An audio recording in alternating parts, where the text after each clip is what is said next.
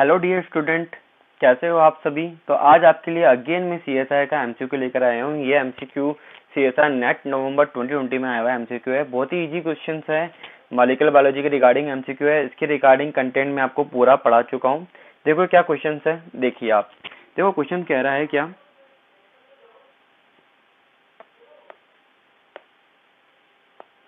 Question कह रहा है कि the following statement are related to transcription in bacterial eukaryotes. तो यहाँ पे बात की जा रही है transcription in bacterial and eukaryotes की, ठीक है, कि क्या होता है। एंड यहाँ पे कुछ स्टेटमेंट दे रखे हैं एंड देन क्वेश्चन में पूछा क्या है, which of the following combination of statement they present all correct statement. तो यहाँ पे इन्होंने बोला है कि हमें करेक्ट स्टेटमेंट आइडेंटिफाई करना है। तो देखना है ए बी सी डी में से कौन करेक्ट है, या आप आइडेंटिफाई कर लो कि ए बी सी डी में से कौन इनकरेक्ट है, ठीक है, क्योंकि ऑप्शन तीन तीन के सेगमेंट में दे रखे हैं। तो हमें ये देखना है, और एक लास्ट ऑप्शन है दो के सेगमेंट में। तो या तो यहाँ पे दो स्टेटमेंट सही होंगे, दो गलत होंगे, या तीन स्टेटमेंट सही होंगे, एक रॉन्ग होगा, ठीक है। इतना हमें क्वेश्चन देखते पता चल गया है। तो वेरी फर्स्ट स्टेटमेंट पे आते हैं हम। वेरी फर्स्ट स्टेटमेंट बोल रहा है, during concurrent promoter sequence recognitions and melting commences with base flipping where two bases are flipped out into pocket of the primary sigma factors. Okay, so as we know that, हमने क्या पढ़ा था student, हमने पढ़ा था for example ये DNA है, ये हमारा डीएनए है, ये 5 प्राइम एंड है और ये 3 प्राइम एंड है, ये 5 प्राइम एंड और ये हमारा 3 प्राइम एंड। सो जब मैं यहाँ पे क्या देख रहा हूँ, और फॉर एग्जांपल मान के चल लो, हम यहाँ पे बैक्टीरिया का एग्जांपल भी ले सकते हैं, न्यूकैरियोट भी ले सकते हैं, ठीक है। प्राइमरी सिग्मा फैक्टर बोल रहा है, तो दैट मीन एग्जांपल किसका है, प्रोकैरियोट का है। So as we know that, अगर मैं यहाँ पे बात कर रहा हूँ कि ये डीएनए है और इसमें यहाँ पे कौन है, जीन है, कौन है, जीन है। और जीन को जब मैंने लेक्चर लिया था तो मैंने आपको ओपन करके बताया था कि जीन के अंदर कुछ क्या होते हैं, पार्ट्स प्रेजेंट होते हैं, like promoter, coding and termination site present होती है। अब प्रमोटर की बात की जाए तो प्रमोटर को भी अगर अपन ओपन करते हैं स्टूडेंट, तो प्रमोटर भी यहाँ पे क्या देखने को मिलता है, प्रमोटर के अंदर भी यहाँ पे आपको रीजन देखने को मिलेंगे, लाइक जीसी बॉक्स, एंड यहाँ देखने को मिलेगा Pribnow box, and then coding and termination. Okay, so as we know that Pribnow box, इसको हम बोलते हैं क्या, प्रिब्नो बॉक्स, और जीसी बॉक्स को, इसको हम बोलते हैं क्या, रिकॉग्निशन बॉक्स, रिकॉग्निशन बॉक्स बोल लो, -35 बॉक्स बोल लो, ठीक है। एंड प्रिब्नो बॉक्स को -10 बॉक्स भी बोलते हैं, एंड इसको हम बोलते हैं मेल्टिंग बॉक्स। सो आपने जब ट्रांसक्रिप्शन पढ़ा होगा, तो ट्रांसक्रिप्शन के टाइम पे मैं अभी प्रमोटर ही बना रहा हूँ ओनली। तो प्रमोटर के अंदर हमारे यहाँ पे क्या है, GC, recognition box and Pribnow box.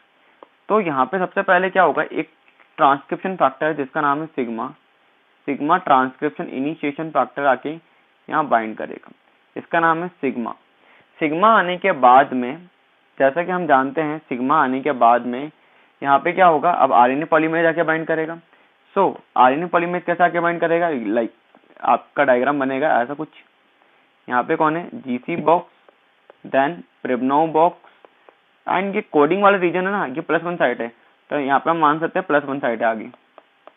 अब यहाँ पे ये किसने बाइंड किया, सिग्मा ने, एंड देन अब कौन आ रहा है यहाँ पे आ रहा है आरएनए पॉलीमरेज। यहाँ पे कौन आ रहा है, आरएनए पॉलीमरेज।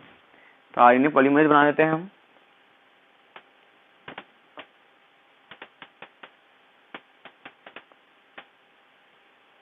ये हो गया कौन, आरएनए पॉलीमरेज।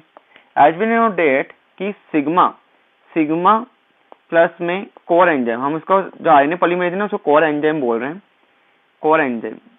तो सिग्मा प्लस में कोर एंजाइम जिसकी कितनी सब यूनिट होती है, 2 alpha, beta prime and omega. अगर दोनों देखें तो दोनों मिलकर के क्या बनाते हैं, होलो एंजाइम का फॉर्मेशन करेंगे, और होलो एंजाइम की सब यूनिट होगी कितनी, 2 alpha, beta prime and omega, and यहाँ पे सिग्मा, ठीक है। 2 3 4 5 6 सब यूनिट होगी होलो एंजाइम की कंप्लीट की।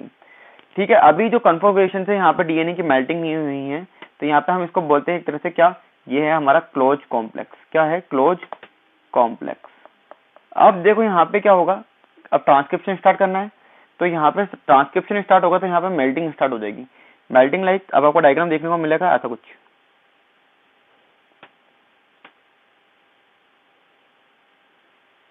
एंड यहाँ पे क्या है हमारा सिग्मा ट्रांसक्रिप्शन इनिशिएशन फैक्टर है, ये रहा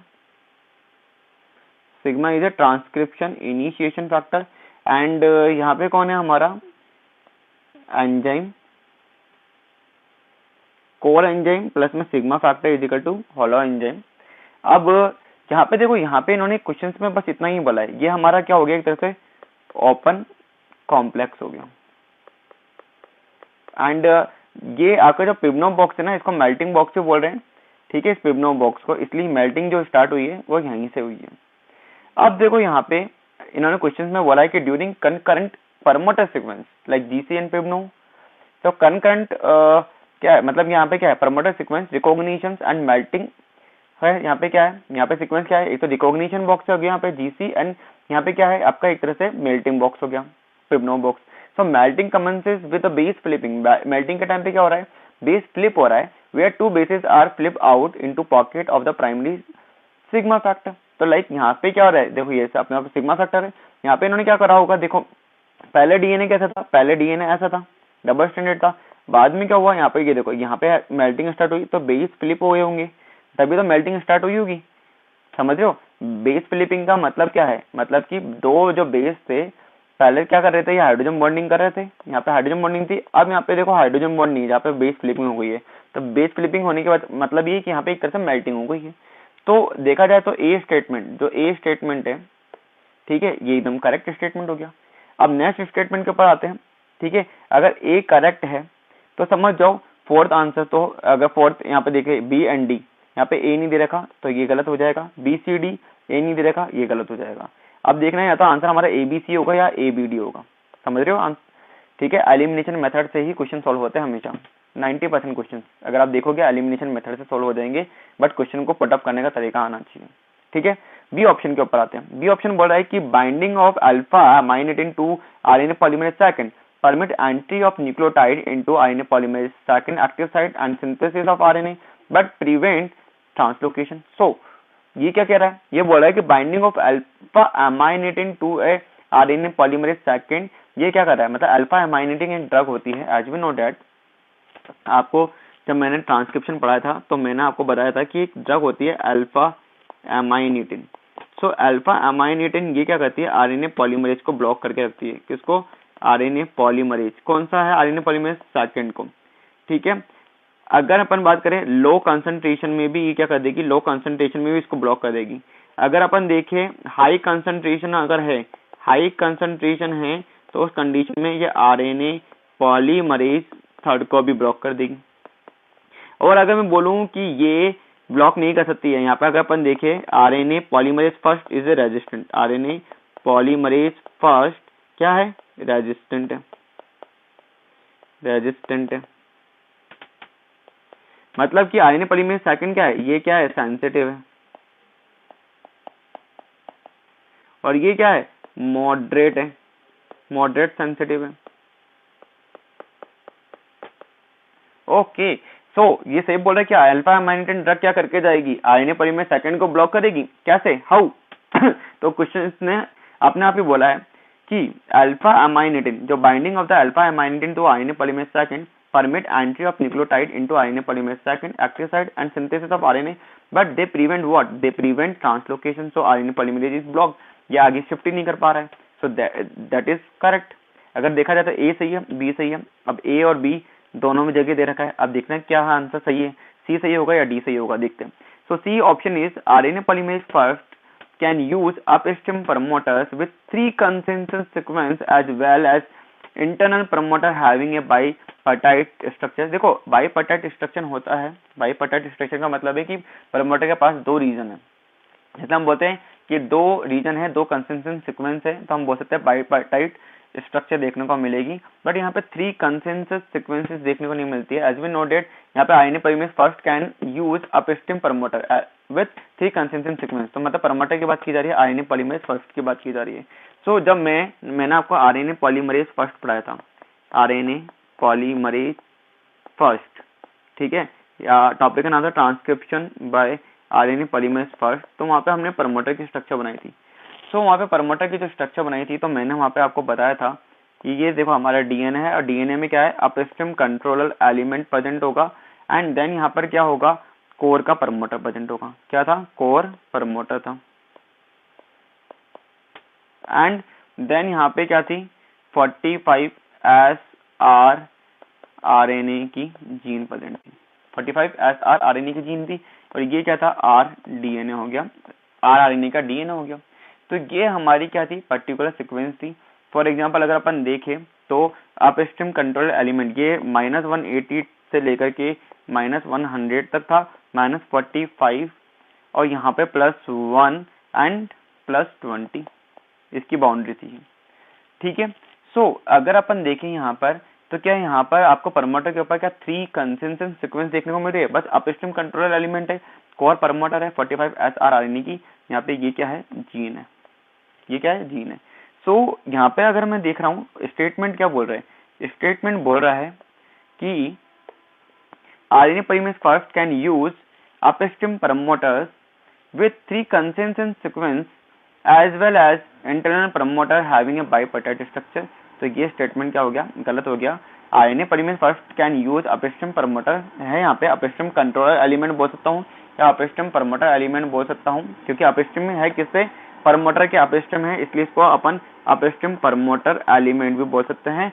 सो यहाँ पे अगर अपन देखिए ये क्या है, क्या 3 कंसिस्टेंट सीक्वेंस कंटेन कर रहा है, क्या इन्होंने बोला कि with 3 consistent sequence as well as an internal promoter having a bipartite structure. Bipartite structure definitely होती है प्रमोटर के पास में, अगर अपन देखें 2 रीजन है तो अपन बोल सकते हैं।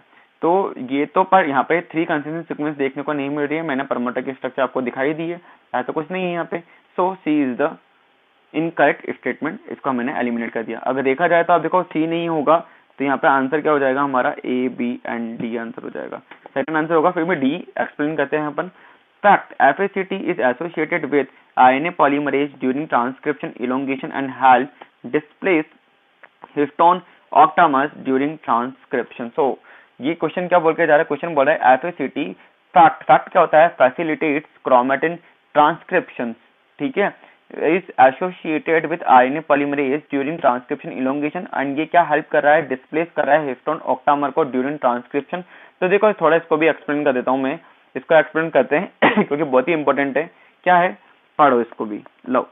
FACT, FACT की फुल फॉर्म क्या होती है, FACT की फुल फॉर्म है यहाँ पे क्या है, facilitate chromatin transcription, chromatin transcription, ठीक है। तो what is facilitate chromatin transcription, या role of chromatin, role of FACT in chromatin remodelling. तो देखो फैक्ट क्या होता है, मैं आपको थोड़ा बता देता हूँ, बहुत ही इंपॉर्टेंट होता है फैक्ट, ठीक है, इंपॉर्टेंट रोल प्ले करता है ड्यूरिंग ट्रांसक्रिप्शन इलोंगेशन, ठीक है। क्रोमेटिन न्यूमोल्डिंग फैक्टर्स बोल सकते हैं, या क्रोमेटिन इसको हम बोल सकते हैं जैसे histone chaperone.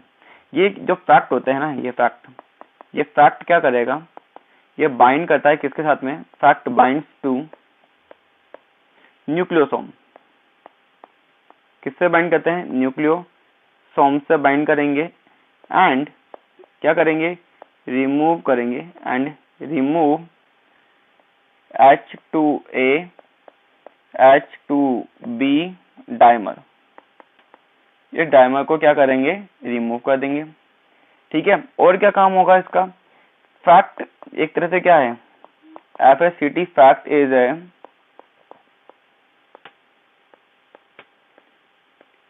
elongation factor which is responsible and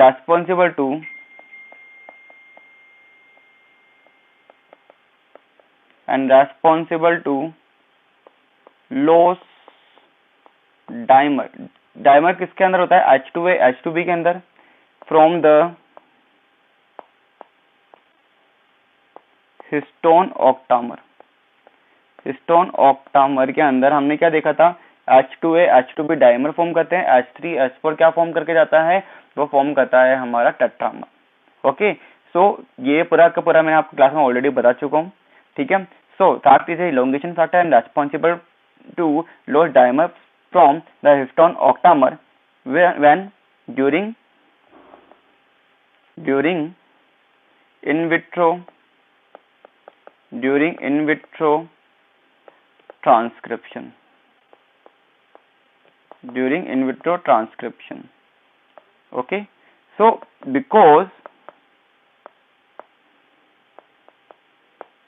it support formation of, ये क्या करता है, फॉर्मेशन करता है किसका, फॉर्मेशन ऑफ न्यूक्लियोसोम। ये न्यूक्लियोसोम के फॉर्मेशन के लिए भी रेस्पॉन्सिबल होता है फ्रॉम कोर हिस्टोन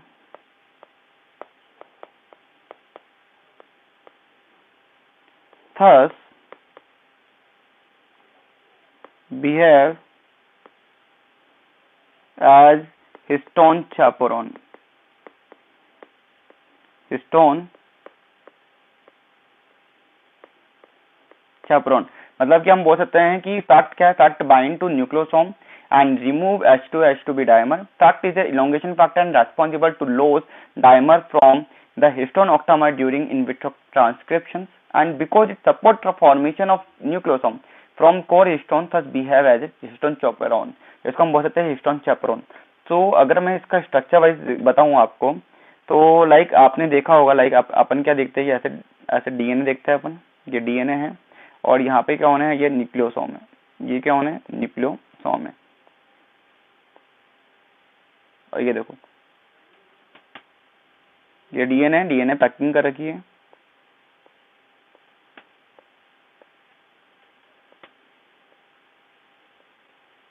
और ये हमारा क्या हो गया, एक तरह से ट्रांसक्रिप्शन बबल हो गया हमारा।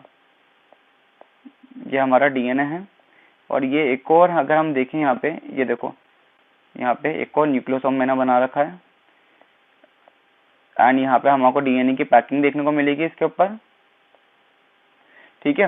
अब यहाँ पे आप क्या देखते हो, फॉर एग्जांपल ये हमारा कौन है, आरएनए पॉलीमरेज है, ठीक है। एंड यहाँ से क्या बाहर निकल रहा है, यहाँ से हमारा ये बाहर निकल रहा है आरएनए का transcript. So that is a transcription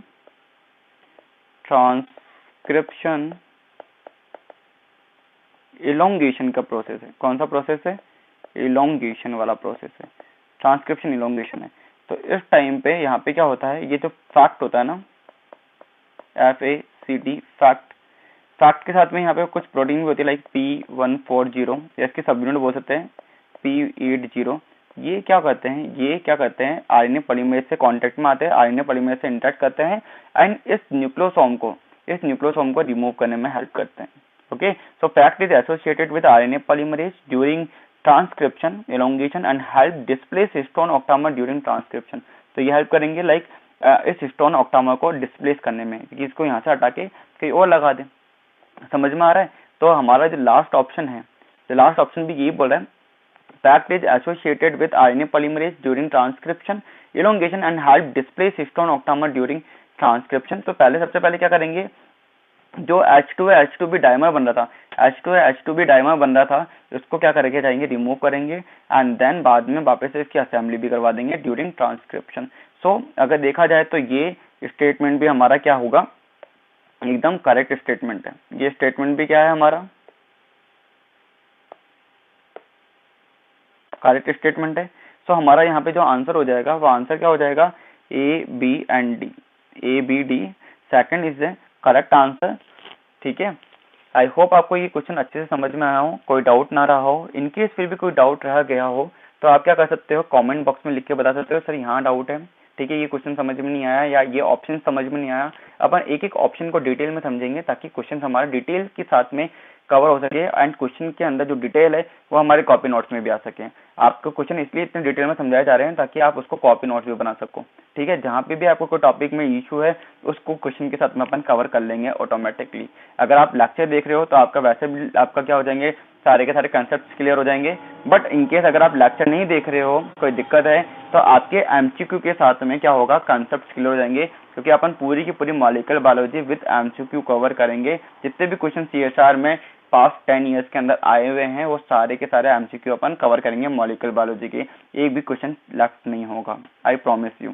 okay, I hope आपको ये लेक्चर बहुत अच्छा लग रहा हो, मॉलिक्यूलर बायोलॉजी अच्छे से समझ में आ रही हो, आपके लिए सपोर्टिव है ये लेक्चर। तो लाइक करो, शेयर करो, सब्सक्राइब करो। All the best for your exam. Bye, take care, good night.